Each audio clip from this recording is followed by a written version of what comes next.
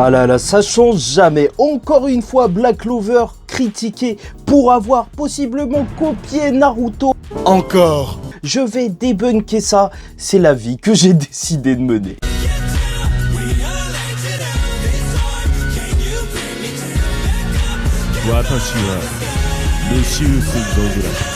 Mesdames et messieurs, ici Chad et on se retrouve aujourd'hui pour la review du chapitre 352 de Black Clover. Bien joué et bien sûr on va parler de cette polémique et même du Tengetsu, ce pouvoir secret de Ryu. Petite explication de ce qu'il fait réellement et surtout on va revenir sur bien sûr les inspirations qui vont au-delà tout simplement d'une copie de Naruto. J'ai bien cherché et là je peux vous proposer quelque chose d'assez intéressant. Magie divine peut-être? Tabata nous cache peut-être quelque chose. Ou ça se trouve que c'est juste une référence au folklore japonais, mais on verra ça. Bref, le chapitre s'ouvre avec un Ryu qui va demander à Asta de se préparer. Et c'est ça durant tout le chapitre. Préparer une attaque face au dragon à 5 têtes. Puisque bien évidemment ce dragon se régénère et il faudra réussir à l'abattre en un seul coup de la part d'Asta. Et pour faire ça, Ryu va libérer son œil et utiliser le Tengetsu.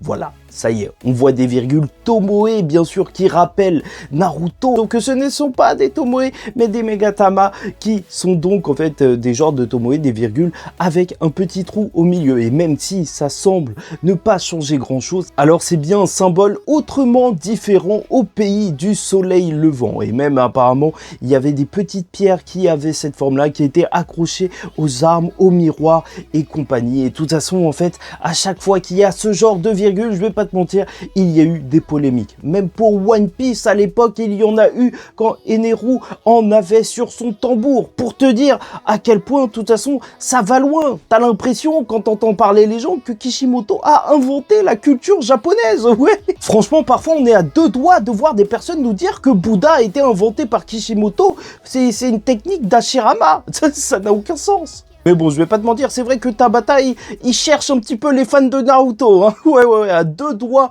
on voit un Libé qui a 8 queues et ça y est, qui lui pousse et ça lui en fait 9.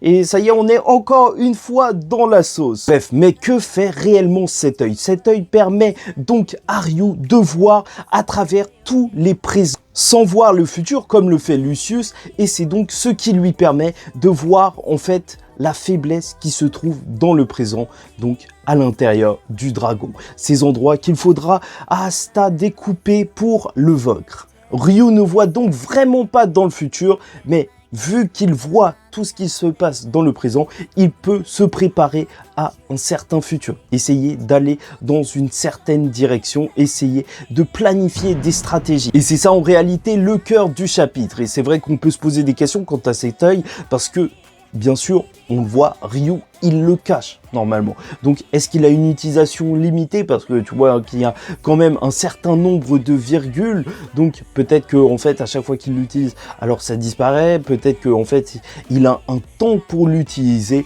Dans tous les cas, normalement, il le cache. Et au début, je t'avoue que je me suis posé beaucoup de questions parce que je pensais que ça pouvait être un pouvoir démoniaque, comme je te l'ai dit dans la précédente review. Si Megikula est la mère de toutes les malédictions, peut-être qu'Astaroth est lié à chacun des pouvoirs du temps. Sauf que là, on peut partir encore plus loin parce que les Megatama, donc ces genres de virgules qu'il y a et qui sont représentés dans les yeux de Ryu, c'est aussi un symbole de vitalité pour l'esprit humain. Même ce qu'on pourrait considérer, ce qui est parfois appelé le pouvoir de l'âme. Et à partir de ce moment-là, ça peut être intéressant. Ça se trouve que c'est un des seuls moyens de combattre justement la magie de l'âme de Lucius. Enfin, on peut poser ça à plat, tu vois, ou ça se trouve que c'est juste une symbolique, parce que j'ai même cherché un petit peu plus loin, et tu vois, ça c'est le Tengetsu, son œil. Mais il y a quelque chose dans le folklore japonais qui s'appelle le Tengenjutsu, qui est lié au yin et au yang. Et là, en tout cas, la symbolique marche pour comprendre les pouvoirs, étant donné que, bien entendu, Ryu, lorsqu'on l'a vu la première fois dirigeant du pays du soleil levant, il était juste devant le soleil. Et en plus, il a une relation complémentaire avec Yosuga, son ami. Donc peut-être que lui, il marcherait plus en étant lié à la lune, entre guillemets. Et en plus, on retrouve ces mêmes symboles qu'on voit dans les yeux de Ryu sur le torse, justement, de la transformation de Yosuga. Oui, oui, oui, oui, il y a vraiment quelque chose. Ça se voit que, en fait, c'est une histoire que tu peux peut-être un petit peu plus apprécier si tu as les bases, justement, de la culture japonaise. Bien sûr, là, on est au pays du soleil levant. C'est là où Tabata, il peut se mettre à fond dans son folklore. Et plus que ça, quand on a vu le flashback de Ryu, justement, là où il a obtenu cet œil, il y avait cette fissure étrange dans le mur. On savait pas trop ce que c'était et j'ai fait des recherches et il y a quelque chose qui est lié à ça dans la mythologie japonaise, le Hama no Iwato. Donc en fait ce serait une grotte dans laquelle la déesse Amaterasu se serait cachée et dans la légende quand elle est rentrée à l'intérieur ça a privé le monde de lumière et donc il a fallu l'en faire sortir et ça marche extrêmement bien. En tout cas, en termes symboliques, Ryu, dès qu'il a obtenu ce pouvoir, il a pu mettre la lumière sur ce pays, mais surtout, il a pu justement avoir cet œil et ce pouvoir. Donc, est-ce que c'est un pouvoir divin? Est-ce que c'est réellement lié à ça? Parce que, en réalité, peut-être que c'est pas du tout lié à de la magie. En théorie, il a perdu tout son mana, donc ça se trouve que c'est un pouvoir autre. Voilà, pouvoir divin entre guillemets.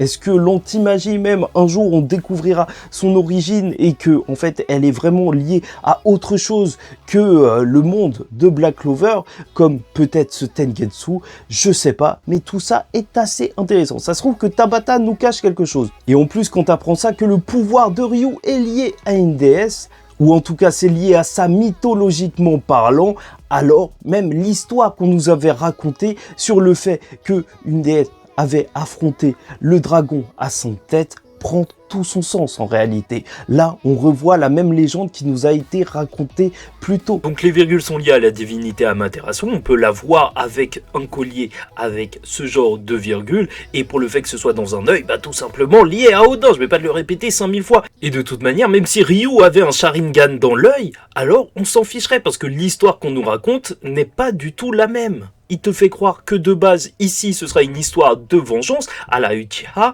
sauf que non. Pas du tout. Au final, c'est une histoire de sacrifice.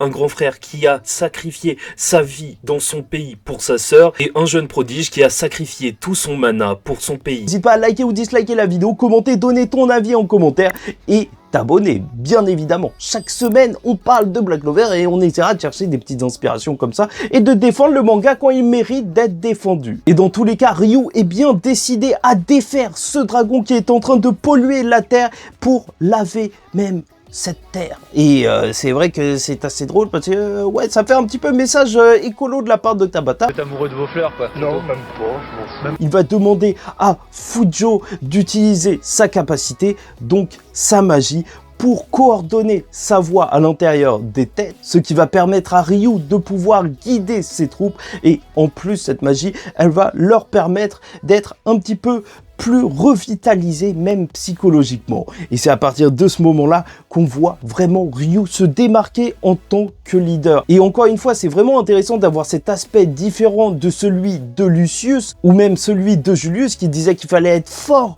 pour être empereur mage. Là, il aura juste fallu à Ryu de gagner la confiance du peuple en les sauvant d'une maladie et d'être un grand chef stratégique. Je vais pas te mentir, la lecture semaine par semaine de Black Clover, en ce moment, il y a eu mieux. Il y a eu vraiment mieux dans Black Clover, parce que on est en train de développer tout ça. On est dans un combat, et bien sûr, les combats de Black Clover, je trouve que ça marche beaucoup mieux en animé ou en tome, parce qu'en fait, il n'y a pas beaucoup de discussions. Les pages, elles sont agréables à regarder. L'action, elle se déroule bien, mais au final, tu fais vite le tour. Mais je trouve ça vraiment bien que Tabata, il prenne le temps de développer ce propos sur un empereur mage qui serait un empereur mage stratégique entre guillemets.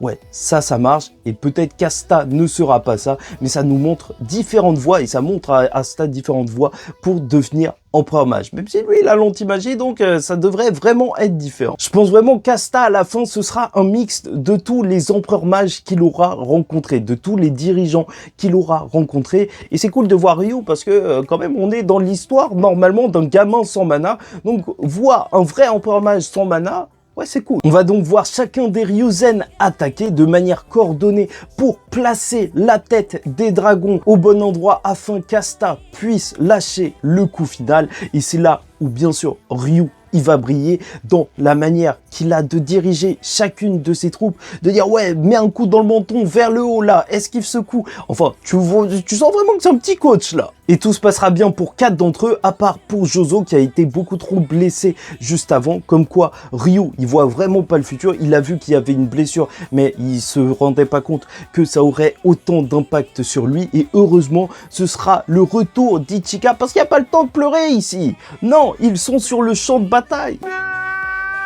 Et elle sera donc celle qui replacera la 5e tête du dragon pour que Asta lâche son coup en lui disant d'y aller. Et ça, je trouve ça juste génial. Tu vois qu'elle ait confiance en lui, qu'elle lui demande de lâcher ce coup pour elle. Parce qu'au final, là, ça me rappelle Yami. Yami, quand il a demandé à Asta de l'aide. Oui, on y est. La famille Yami, que ce soit Sukehiro ou Ichika, ont besoin d'Asta, ont confiance en Asta. Et ça, c'est beau, avec un Asta qui, dans une double page, encore une fois, va juste découper ce dragon. Grâce à la mise en place de Ryu, les têtes vont tomber et surtout, l'horizon va se découper. La légende du Zeten. Alors là, si c'est pas pour te dire que justement il a maîtrisé la technique, vu qu'il a réussi à accomplir la légende, comme quoi cette capacité est capable de couper l'horizon, ça y est, c'est fait. Asta maîtrise cette technique et on ne peut plus en douter, et je vais pas te mentir, ça m'a fait plaisir de revoir la Demon Slayer. Et c'est sur ça que le chapitre va se terminer, un Ryu qui félicitera tout le monde après les avoir dirigés. Un grand peut-être dirigeant, et bon, voilà, je te l'ai dit, chapitre assez rapide, chapitre peut-être pas le plus intéressant. On avance petit à petit. Là, il nous reste qu'à revenir à Clover parce que je veux voir ce qui se passe à Clover. Tu vois, je m'en fiche, c'est Asta, il reste encore un petit peu 2-3 jours en vacances, mais je veux voir ce qui se passe à Clover, même avec Yuno vs Lucius. Je pense que c'est de ça que le manga a besoin, d'être un petit peu redynamisé par ces événements. Mais dans tous les cas, ce qui est sûr et ce qu'on a vu avec ce chapitre, c'est que Asta est venu pour devenir plus fort et il semble prêt.